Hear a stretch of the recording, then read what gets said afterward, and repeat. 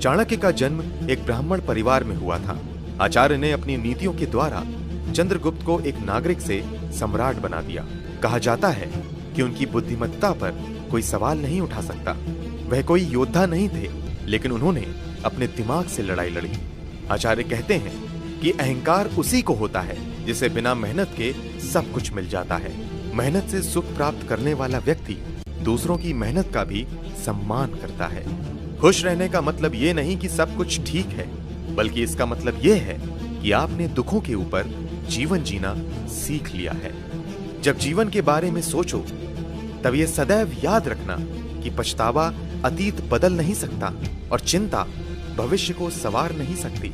एकाग्रता से किया गया परिश्रम ही वास्तविक चमत्कार करता है। जिसने हर क्षण को महोत्सव बनाया हो, जिसकी शिकायतें कम हो और जिसने हर छोटी उपलब्धि के लिए भी ईश्वर का धन्यवाद किया हो, ऐसे व्यक्ति को दुख का आभास बहुत ही कम होता है।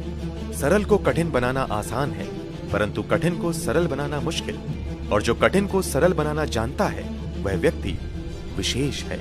जो तुम मांगते हो, उसके मिलते ही उसका मूल्य कम हो जाता है और फिर से कुछ मांगने की इच्छा जगती है। इसलिए मांगने के बजाय उस खजाने की तरफ बढ़ो जो तुम्हारे भीतर छुपा है। शांत होने की कोई तरकीब नहीं होती, सिर्फ अशांत होने की तरकीबें होती हैं। और अशांत होने की तरकीबें समझ में आ जाएं तो व्यक्ति शांत हो जाता है। चींटी से मेहनत सीखो, बगुले से तरकीब और मकड़ी से कारीगरी, और अपने विकास के लिए अंतिम समय तक संघर्ष करो, क्योंकि संघर्ष ही जीवन है। जिंदगी एक बार मिलती है, बिल्कुल गलत बात है। सच तो यह है कि सिर्फ मौत एक बार मिलती है। जिंदगी तो हर रोज मिलती है।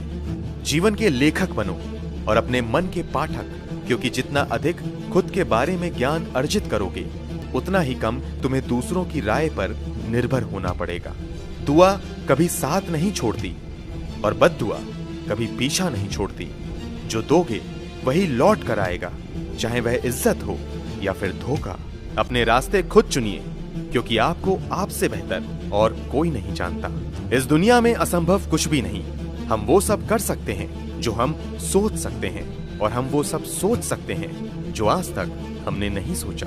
हम चाहें तो अपने आत्मविश्वास और मेहनत के बल पर अपना भाग्य खुद लिख सकते हैं, और अगर हमको अपना भाग्य लिखना नहीं आता, तो परिस्थितियां हमारा भाग्य लिख देंगी।